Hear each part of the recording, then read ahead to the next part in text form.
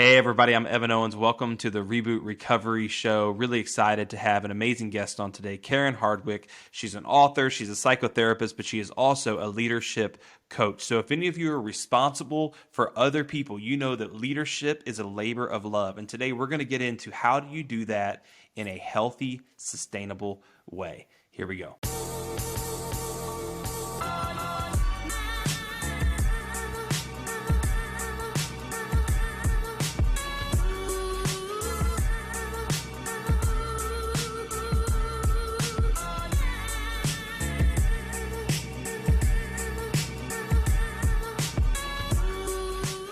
Welcome to the Reboot Recovery Show. As I said, I'm Evan Owens, and I'm so glad that you've chose to be with us today. I'll tell you that leadership is a subject that I read a lot of books about, and there's a lot of books out there about how to sort of become the most amazing leader, how to build your business overnight, how to become a millionaire, how to be rich, how to be famous, all this kind of stuff. But a lot of times, the thing is, it doesn't really teach you how to do it well once you actually become a leader. It teaches you how to get there, but it doesn't help you stay healthy, help you be able to do that long term. And that's why I am so excited to have our guest on today. Karen Hardwick is here.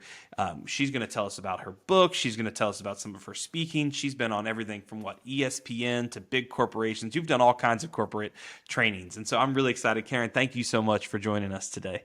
Yeah, so looking forward to this conversation, Evan. Thanks for having me. Yeah, no, excited. And you mentioned something just while we were prepping for the show. I want you to just share a little bit for all of our listeners out there who know that normally we talk about trauma. One of the unique things that Karen has is, she's still in the process. She's continuing to do deep work in her own life. So do you mind just real quick with our listeners kind of sharing, you've walked in their shoes. Do you mind sharing a little bit of what you've just kind of went through? Well, you're diving into the deep end, aren't you, Evan? Like immediately. Immediate. We go deep here at Reboot. So I was telling you, of course, that I just returned from a 30-day treatment program for trauma. And I was specifically focusing on some things that had gone on in my life that resulted in shame and fear and codependency. And it was really time for me to go much deeper than my previous work had taken me. So, as I said to you, I am certainly not a fan of trauma. However, I am a huge fan of doing the work. As Amen. That's right. as brutal as it is, right? It's That's not right. for the faint-hearted. That is so true. And I think leaders, a lot of times, I know we have people who listen to this who are course leaders. Maybe you're a leader of a business. Maybe you're a manager who's listening right now. And someone once told me, they said, leadership would be easy if it weren't for the employees and the customers, is what they used to tell me. If you didn't have to deal with people. But the thing is that even in my life, and I'm going to be pretty transparent today on today's episode, I'm going to share some parts of my story that really I haven't shared with many people.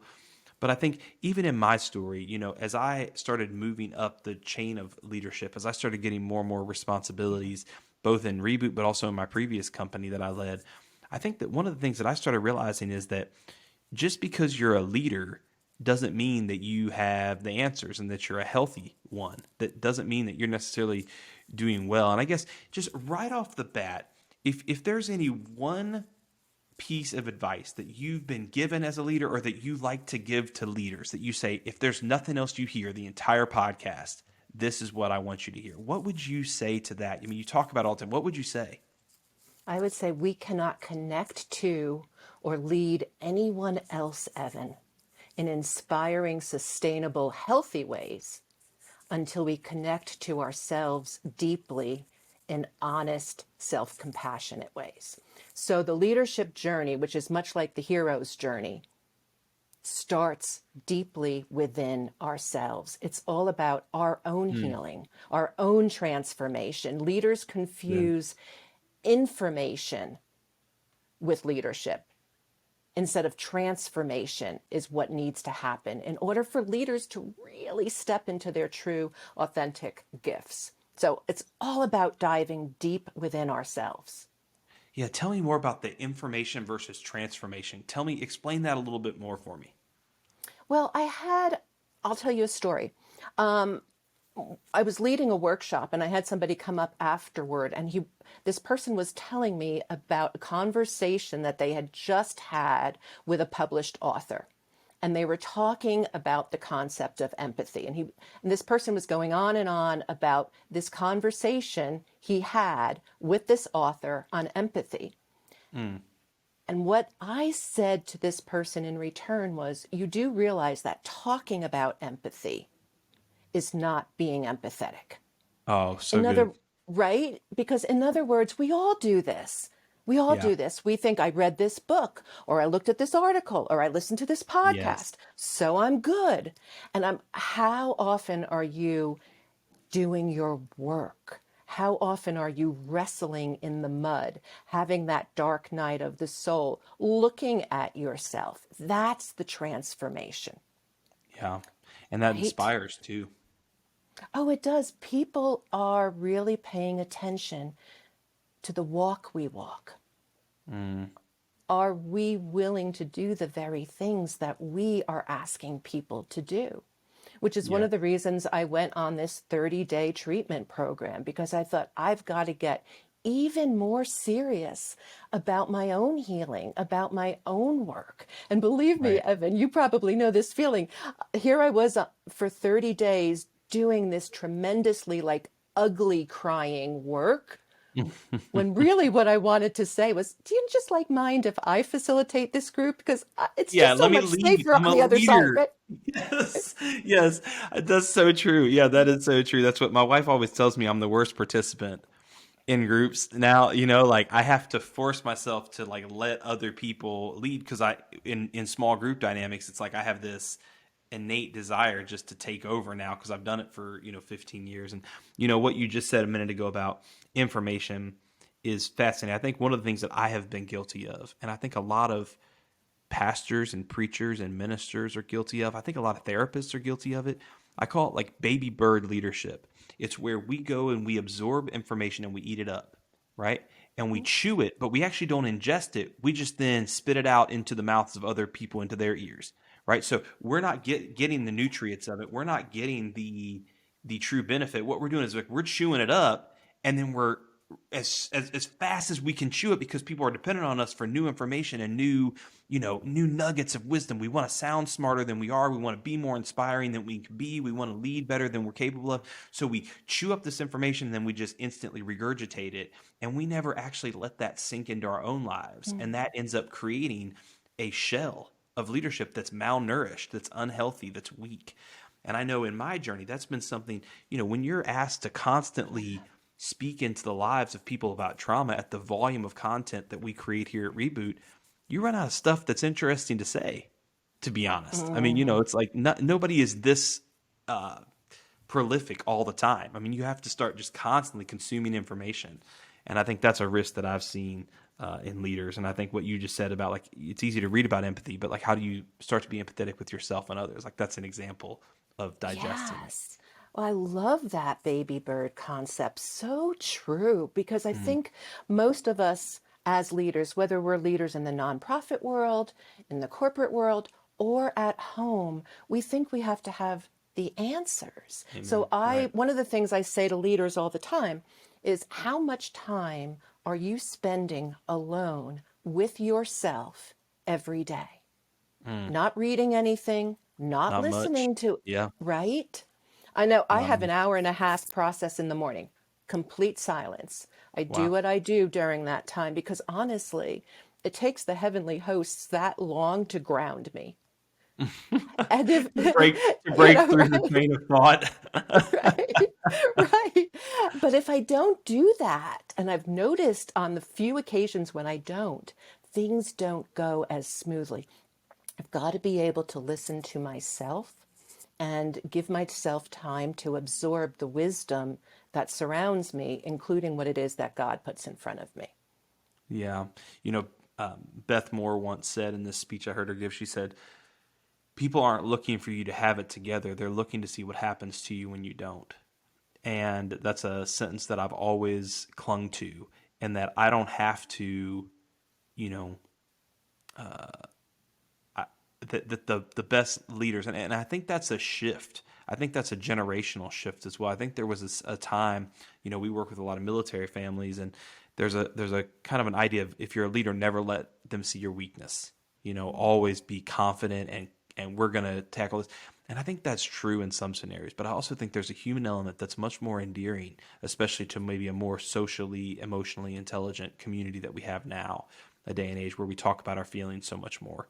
Um, Something you talked about is the book is called The Connected Leader. Has the book already come out or is it coming out soon? Yeah, it's come out. We're approaching our 1 year anniversary, actually. That's what I thought. 1 year. Okay, I Yeah. was going to say I thought it Yeah. already come out, but then I saw something in my notes that made me kind of question it. So I was like, wait a minute.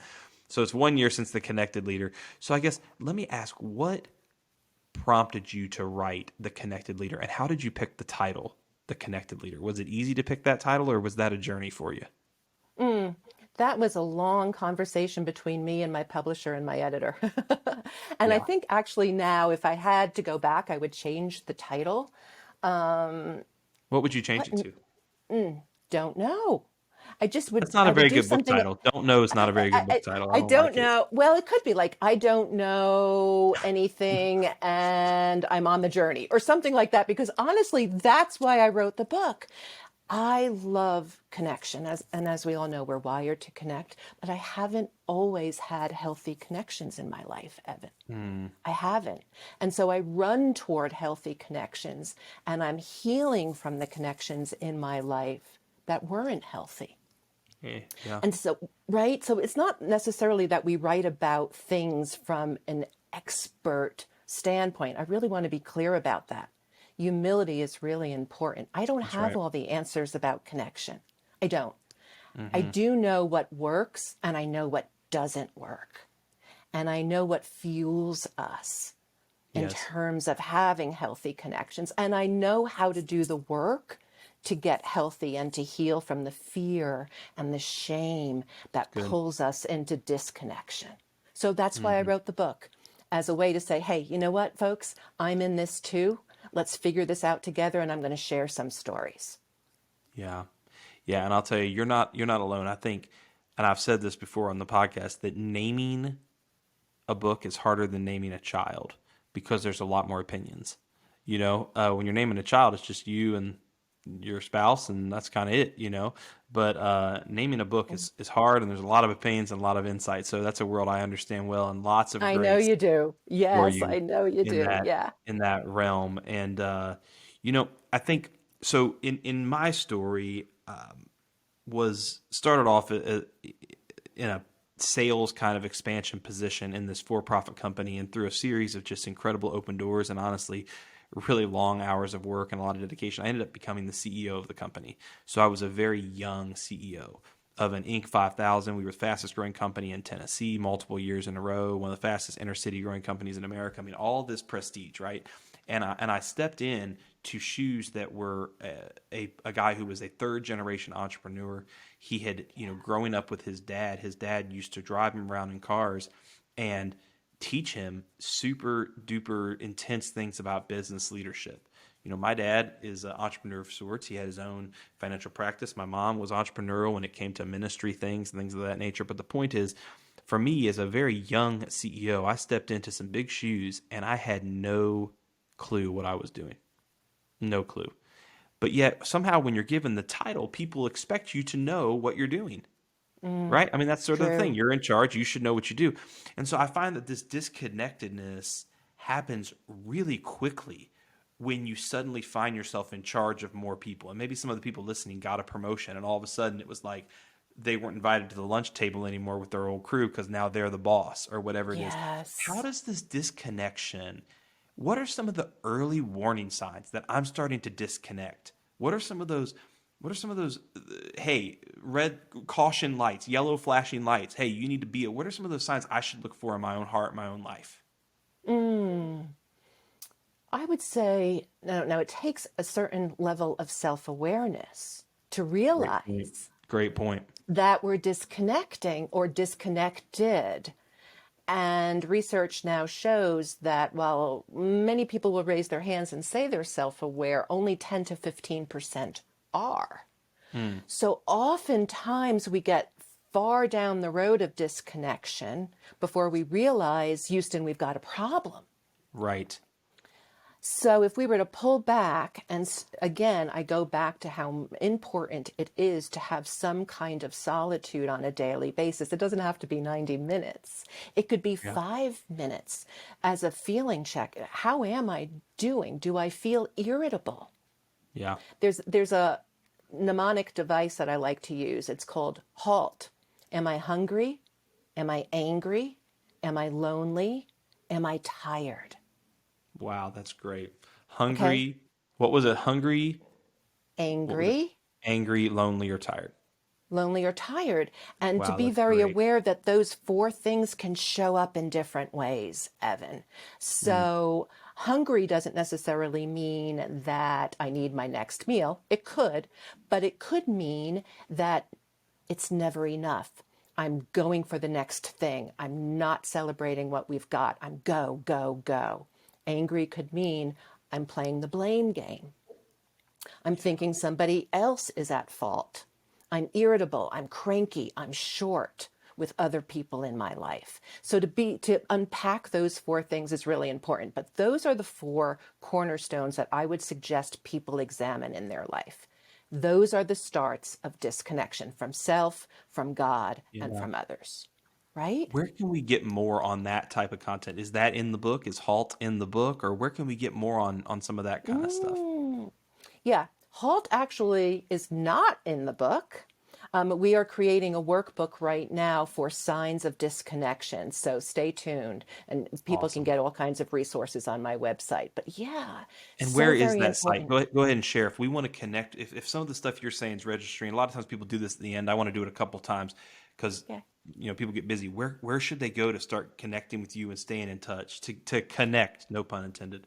yeah. So website, all things are on there. KarenJHardwick.com, and we have this really cool complimentary guided workbook on how to build deeper connections in your life and to figure Awesome. out your own connection manifesto. What works?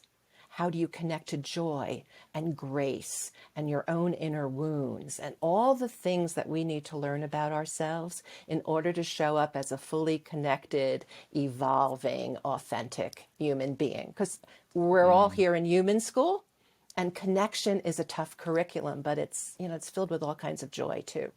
Yeah, and those of you who are looking at, it's Karen spelled with a K, and then Hardwick, WICKHARDWICK.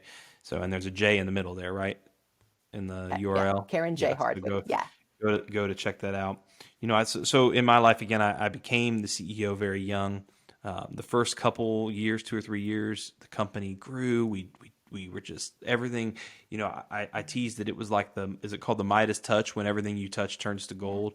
It kind of Yeah. felt like that. It felt like I couldn't even in my stupidity, I couldn't make a wrong decision. Right. And and then all of a sudden, it seemed like on a dime, as easy and as good, I say easy, but you know what I mean, as natural as it became that unnatural and that difficult. And it really shook me to a point that's the first time I ever had a deep kind of suicidal thought. That's the first time I started having severe sort of thoughts of identity crisis, things of this nature. Right. And that, I think for a lot of leaders, there was a question on here that you talked about what role does accountability have? And I think that for me, I was very fortunate that I had a spouse that noticed this spiral that was happening in my life and basically was able to step in and remind me of my worth, remind me that I wasn't those things. But how many leaders do you find themselves, in one of those HALT spaces and really Mhm. have no one to turn to, nobody in their life who's sort of stepping into that? And where does that end? Do you run into that a lot with leaders? Is it true that leadership has to be lonely? It's always quote unquote lonely at the top. Is that a true statement? Do you find that that's pretty much true? I mean, you've been around it a lot more than I have. Mm. I think for a lot of leaders, the problem isn't loneliness as much as it's fear. Okay? Fear of being real, fear of saying, I don't know, fear about what this failure means about me. And that's when the loneliness kicks in. If we weren't Yes. afraid, we would be able to much more graciously and easily reach out and say, I need help. This ain't going well. I Yeah. am really struggling here. And everything that I'm feeling inside goes against this carefully curated public persona. I can't tell you how many executives call me on a weekly basis and say, I'm feeling numb, Mm. disconnected, lonely. I Mm. don't know where to go. And these are folks who are typically seen as being very successful from the outside world's perspective. Underneath all of that, Evan, and I'm sure you've seen Yeah. this yourself, in your own stories and around, with other folks, is underneath all of that is fear and shame. Right. And sometimes people who are carrying around the most shame can also be the most successful because it Right. drives us. And Right. shame is this sticky web that kind of gets into our cells and our DNA and impacts our decisions and makes us feel like we're both not enough and too much. Yeah.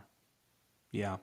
No, that's exactly right. That's exactly right. And I think that it's interesting, having left the for-profit company eventually, and the hilarious part is, as I was sort of experiencing my own personal demise, this reboot thing focusing on trauma is starting to grow and take off. So it was sort of this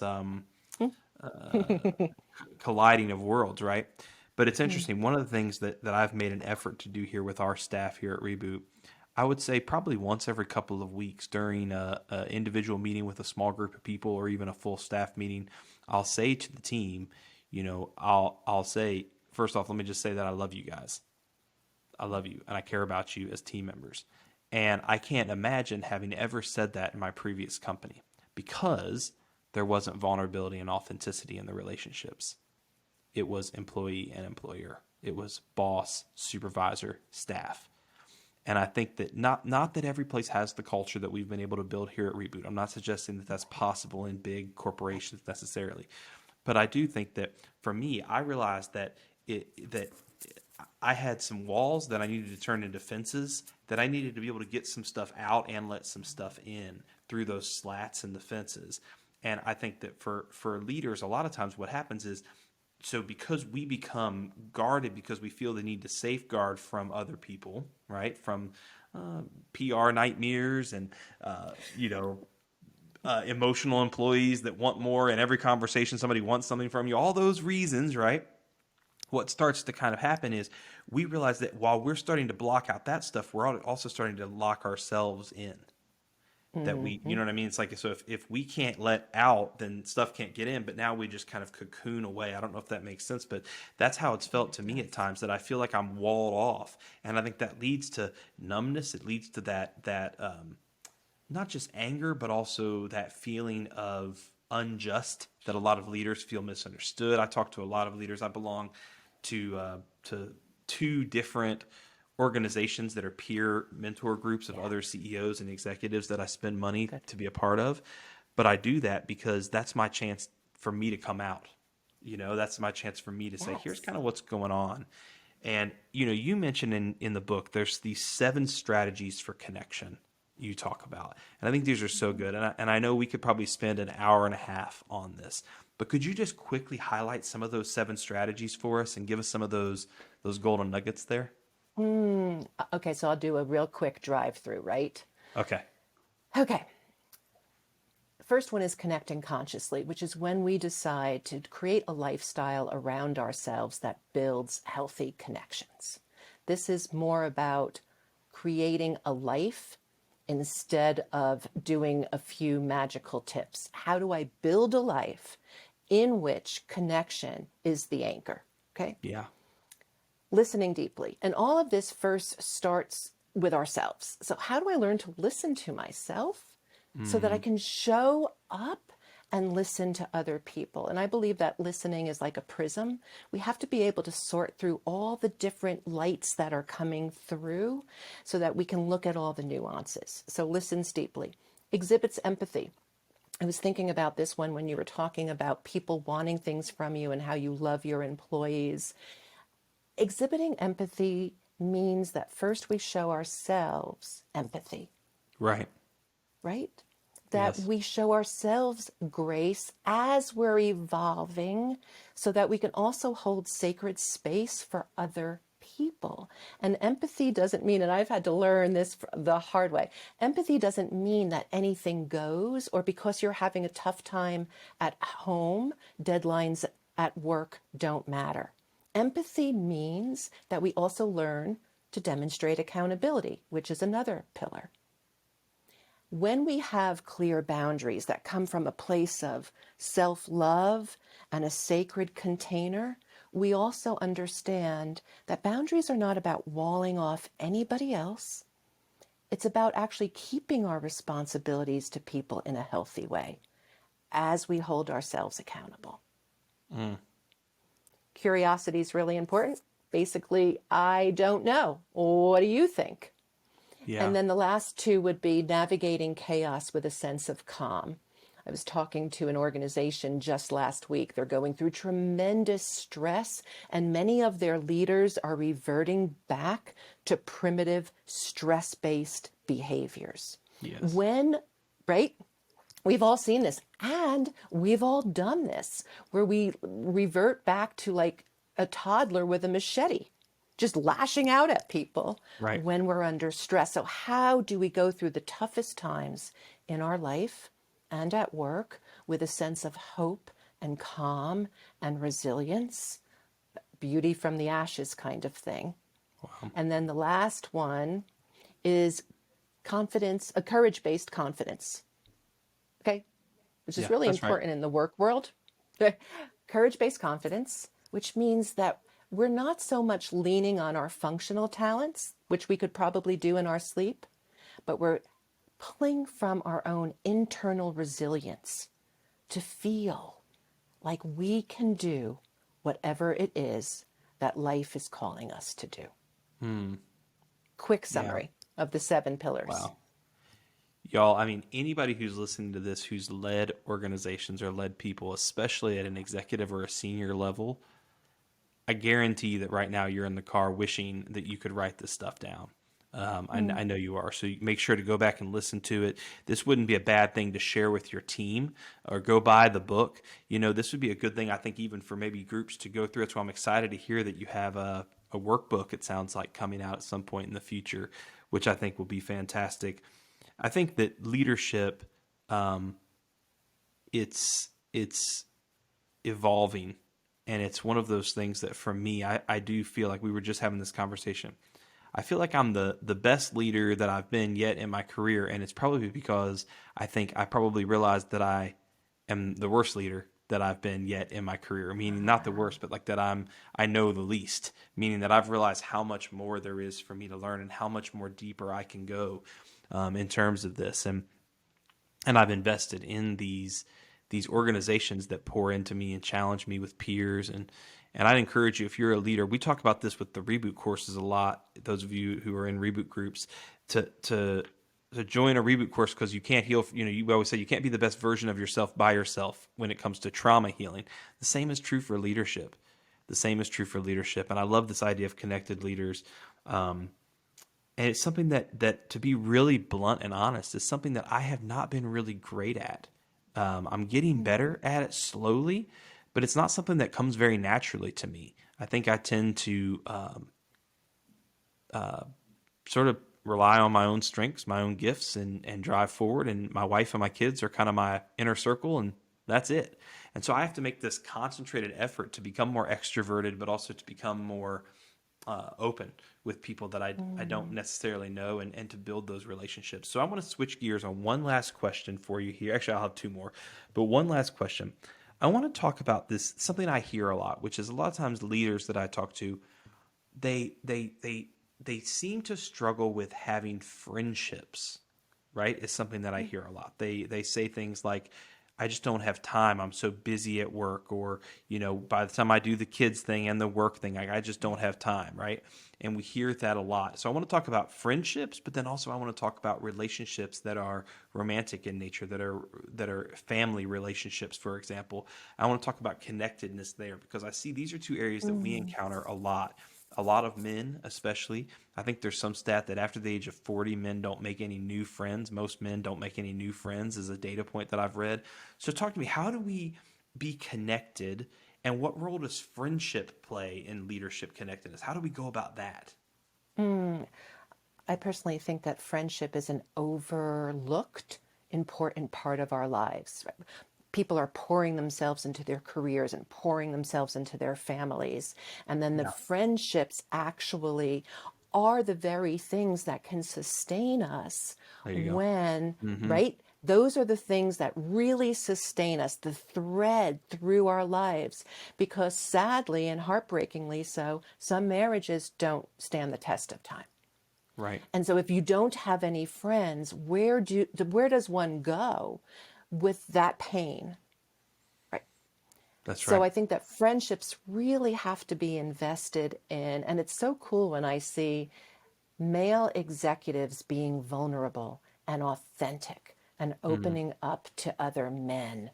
Mm-hmm. I think there's this hunger in our society, which is one of the reasons why we're having so much trouble in so many ways, is that men have lost their way. Mm-hmm. They've lost the soul of what it means to be a healthy man. And so Mm-hmm. I think it's incredibly important for women and also for men to find their tribe outside of their family. Yeah. Yeah. Mm-hmm.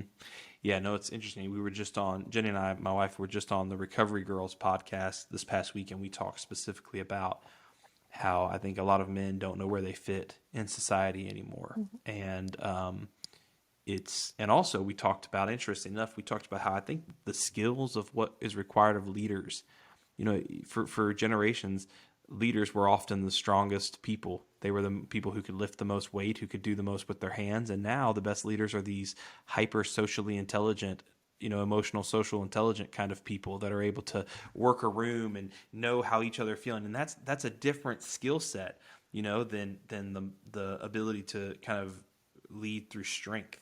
And I've often said that there's zero chance I would have been picked out of a lineup to become a leader 25 or 30, even 50 years ago, for sure. But in today's business world, me with my little soft hands and my, face that can't grow a beard, there's a place for me. And I pick at myself about that. But so true. All right. So one last question for you. For people who aspire to leadership, which I think is a lot of people. The one thing I can tell you by somebody who gets a lot of resumes coming across his desk, everybody, regardless if anyone's following them or not, thinks they're a leader now. That's like the new thing. It's kind of like, oh, I have no experience, but I'm ready to lead the masses. I'm an influencer. I've got the answers. Um, for somebody that aspires to be a leader, if you could go back to the 25-year-old Evan back when he was about to get promoted to become the CEO, what are some of the things that I should start doing before I'm leading to become ready to be a connected leader? Is it the same things that I do after the fact? Because some of it's more like cleanup, but what are some of the things that I should be doing to prepare myself now, other than the daily time of isolation? I know that's one. What are some other things that we should do? I think leaders, let me say it this way, burgeoning leaders, people who desire to be a leader, have to get really comfortable with their own story. Good. So lean into your own journey. What does it mean to be honest about where you've been emotionally, relationally, educationally? Tell your story to yourself and find other people to share that story with. That's really critical, Evan, because until we understand our own story, many of us are just behaving out of this unconscious, unconscious patterns that keep us stuck. So Mm, if a young leader could do anything, it was get to know yourself. mm, yeah, I think that's I think that's so good, and I think for me, That was good. And I think one of the ways I did that was I got very fortunate. One of the peer groups I belong to, Hmm. these are people who build, I mean, 50, $100 million companies. And here I was at a small little $5 million company at the time. And I think about that and how fortunate I was to be around people who had embraced that part of themselves. They had gotten there. And so I was able to sort of through osmosis, osmosis, is that the right word? Yeah, I where think you that's the right absorb word. from other people. Yeah. Yeah, osmosis. There you go. I don't think I could spell it, but I can barely say it. So I got that going for me. But this is so good. This is a book. Go get The Connected Leader. You can get it on Amazon. You can get it on the website, Hmm. KarenJHardwick.com. You could probably get it on all sorts of other things, Kindle, all that kind of stuff. Not only that, go buy the book. Follow, do you have social media and things like that you do, I assume? Instagram, Karen J. Hardwick. LinkedIn, Karen J. Hardwick. We have book clubs that corporate organizations bring us in to do. There's all kinds of resources. So, yeah, Wow. just Yeah, reach out. and if you are an executive of a company, which I know we have quite a few of those who listen to us on this podcast as well, consider how you can start leading as a connected leader, but also helping your leaders in your organizations become connected leaders by connecting with her as well. It has truly been a joy. I've learned a lot. I'm going to go buy the book. I meant to get a copy in before our podcast, and I didn't, and I'm embarrassed to say that. But I've Oh, been traveling a lot, and so I'm going to get that, yeah. and I'm going to read it while I'm riding around the country doing various things. And it's just been such a blessing. Thank you so much for your Yeah, efforts, and Evan, thank you. hopefully we haven't seen the last of you. I hope to have you on again someday.